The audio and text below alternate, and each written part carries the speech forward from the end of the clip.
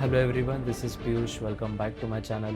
Welcome to the series Explained, where complicated US taxes get simple one step at a time. This video is specifically for international students who earned income in Indiana and have to file Indiana state taxes. If you haven't watched the video already, please make sure to check the previous video where we discuss how to fill out the forms and what tax forms to use. Once you are done filling out all the tax forms required for Indiana non-residents, it's important that you mail these documents to the correct address, because only filling out the forms is not the end of the story. It's still your duty to first print out these forms, sign and date wherever required, and mail it to the correct address. The only place where you need to sign and date the Indiana state taxes forms is the Fom IT-40PNR, and remember that you shouldn't sign or put the date digitally, so it's important to print it out and then put the wet signature as well as the date. Now that you have printed out all the forms and have the signature and date ready, the next step is to make sure that we are sending the documents in the correct order. The correct order of documents to send to Indiana state government is: first, copy 2 of all your W2s. So if you had multiple W2s, make sure you have copy 2 for each of them. If you only had one employer, then it's just one copy 2 of your W2. When you get a form W2, there are usually two copies that you get. First is the copy B, which is specifically used for federal taxes, and second is copy 2, which is used for state taxes.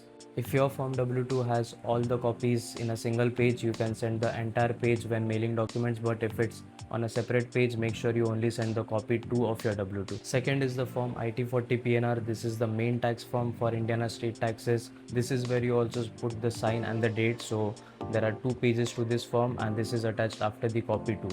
Third is Schedule A. This basically shows the proration of your income. So let's say you earned income in California as well as Indiana. So as a non-resident of Indiana, Indiana state only taxes your income that is attributed to the state of Indiana. It doesn't tax on your California income, so it's only the Indiana income that is taxed. So this is what Schedule A is used for. Fourth is Schedule C. This is mainly used for deductions, and as an international student, the main deduction you use is the renter's deduction. Fifth is Schedule D, that you can use for claiming exemptions on your Indiana state tax filing. Sixth is Schedule IN-DEP. This schedule is only used if you had any dependents. If you didn't have any dependents, you can skip this schedule. Next is Schedule F. This is used to show all the credits, whether it's the income tax that was withheld as well as if you had any donations. Next is Schedule H. This basically shows your residency information for the given tax year. Next is INW. This basically pulls up information from your W2. And the last is Form IT-40PNR, which basically shows the taxes for your county.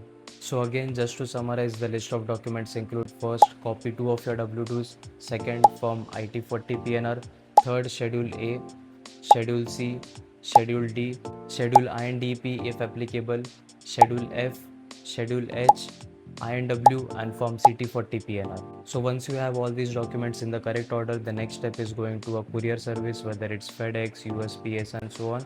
Go to them, get these set of documents, and you can buy an envelope from them, put the papers in the envelope, and mail it to the correct address. There are two different addresses based on where you can mail your Indiana state tax documents.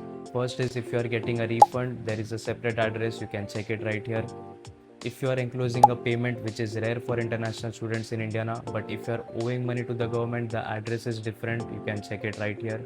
So this is where you send your Indiana tax forms. One important advice or recommendation from me would be, try to pay a few bucks extra and make sure you get a tracking number whenever you are mailing these documents, because if you go with the regular service, which is the cheapest, there is no option to track the courier. So there is a high possibility that it might get lost in the way, and these are sensitive documents, and we have to make sure we send it before the tax deadline, which is April 15, 2026. So paying a few bucks extra, it might be $10 or $15, that will be absolutely worth it. It will save you a lot of stress, so please make sure you do that when mailing the documents. Once you mail these documents, your tax filing is essentially complete if you only had income in Indiana.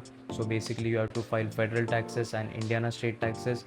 Once you mail the documents to IRS for federal tax and Indiana for state tax, your tax filing is considered complete. Now it's just your duty to wait for it, wait for the refund, and check the status. Please feel free to comment on if you have any questions on this. Like and subscribe my channel if you find my content useful. Share this video with as many people as possible, especially for people who are doing their income taxes for Indiana state. This will definitely help them to make sure to send the correct tax forms and sending it to the correct address before the deadline. Also make sure to check the other parts of the series where we discuss how the taxes are filed for federal taxes, determining the residency, and also stay tuned for future parts where we will discuss how the different types of incomes are taxed, whether it's interest, dividends, and capital gains. Thank you again for watching this video. Until next time.